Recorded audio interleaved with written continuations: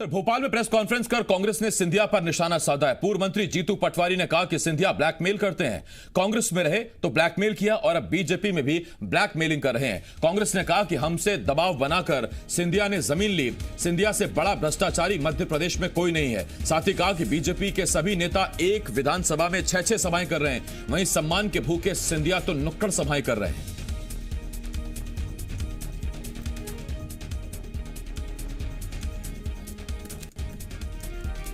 तो ये बड़ी खबर इस वक्त हम आपको बता रहे हैं और बड़ी खबर ये कि ज्योतिरादित्य सिंधिया पर एक बार फिर कांग्रेस हमलावर है। कांग्रेस की तरफ से प्रेस कॉन्फ्रेंस में जीतू पटवारी ने कहा कि भूमाफिया हैं ज्योतिरादित्य सिंधिया और कहा कि सिंधिया ब्लैकमेल की राजनीति करते हैं। सिंधिया एमपी के सबसे बड़े भ्रष्टाचारी हैं, ये कांग्रेस ने कहा है। कहा जब कांग्रेस में थे ज्योतिरादित्य सिंधिया तब दबाव बनाकर हमसे जमीन ली गई और उसके बाद जब बीजेपी में आ गए हैं तो बीजेपी में भी वो बीजेपी को ब्लैकमेल कर रहे हैं। उन्होंने कहा कि बड़े नेता लगातार बड़ी बड़ी सभाएं कर रहे हैं, लेकिन सम्मान के भूखे सिंधिया नुक्कड़ सभाएं कर रहे हैं।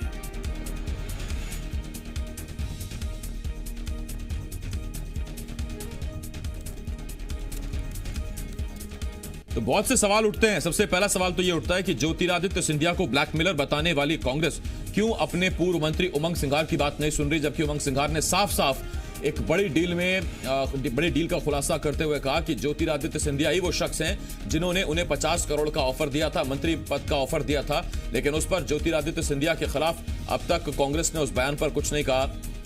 अब हालांकि ब्लैकमेल करने का आरोप सिंधिया पर लगाया है। प्रमोद शर्मा जी मीडिया संवाददाता भोपाल से इस वक्त इस बड़ी खबर पर हमारे साथ जुड़ रहे हैं। प्रमोद, जिस वक्त में ज्योतिरादित्य सिंधिया को ब्लैकमेलर बताते हैं जीतू पटवारी कांग्रेस, उसी वक्त में वो ये भी स्वीकार करते हैं कि जब वो कांग्रेस में थे तो हम पर भी दबाव बनाते थे और हमसे भी कई जमीनें ली उन्होंने। यानी सरकार में रहते हुए सियासी मजबूरी ही सही, आपने भी गलत कामों का साथ दिया। बिल्कुल साफ तौर पर ये सवाल मैंने जीतू पटवारी से किया था और जीतू पटवारी साफ तौर पर ये बात कहते नजर आए कि सरकार चलाना है तो कई मजबूरियां रहती हैं।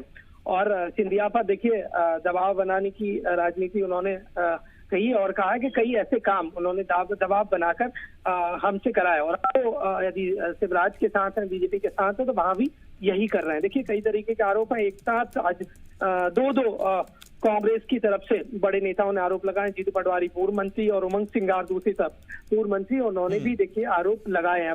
इन सबके बीच में जो बीजेपी है वो चुनाव आयोग के दफ्तर पहुंच गई है और साफ तौर पर शिकायत दर्ज कराई जा रही है। उमंग सिंघार ने जो सिंधिया पर आरोप लगाए हैं, साफ तौर पर बीजेपी का एक प्रतिनिधि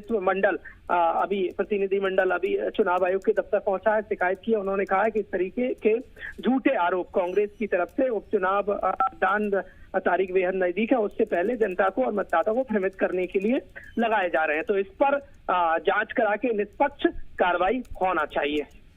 प्रमोद, इसमें एक सवाल यह भी है कि तब जबकि बिकाऊ और टिकाऊ का मुद्दा लेकर कांग्रेस चुनाव में आगे बढ़ रही है और तमाम उन लोगों को, उन विधायकों को बिकाऊ कहा जा रहा है जो सिंधिया समर्थक थे, जिन्होंने पार्टी छोड़ दी थी, और हमेशा कहा जाता है कि सबूत पेश करेंगे। अपने ही एक नेता पूर्व मंत्री उमंग सिंघार जब खुले तौर पर कहते हैं कि ज्योतिरादित्य सिंधिया ही वो शख्स हैं जिन्होंने 50 करोड़ का ऑफर और मंत्री पद का ऑफर दिया था, उस मामले पर अब किसी तरह की कार्रवाई कांग्रेस क्यों नहीं कर रही? क्यों जाकर कोर्ट का रुख नहीं करती, चुनाव आयोग को नहीं बताती? देखिए अब अंदर खाने क्या है आसिफ, ये तो कांग्रेस बहुत अच्छे से जानती होगी और कोर्ट क्यों नहीं जा रहे हैं कांग्रेस के नेता ये बेहतर तरीके से जानते होंगे। कुछ तो मजबूरियां होगी, लेकिन इन सब के बीच में देखिए उमंग सिंघार ने जो बयान दिया है, जो आरोप लगा है, उससे मध्य प्रदेश की सियासत में भूचाल सा दिखा रहा है। राजनीतिक पंडित इस बयान को अलग अलग तरीके से ले रहे हैं क्योंकि देखिए यदि आसिफ गौर करें तो उपचुनाव चल रहा है, लगातार नेता फील्ड में है, लेकिन बीजेपी आरोप लगा रही है कि उमंग सिंघार कहीं भी प्रचार करते हुए नजर नहीं आ रहा है। ऐसे में उमंग सिंघार जो लगा रहा है उसके कई मायने निकाले जा रहे हैं।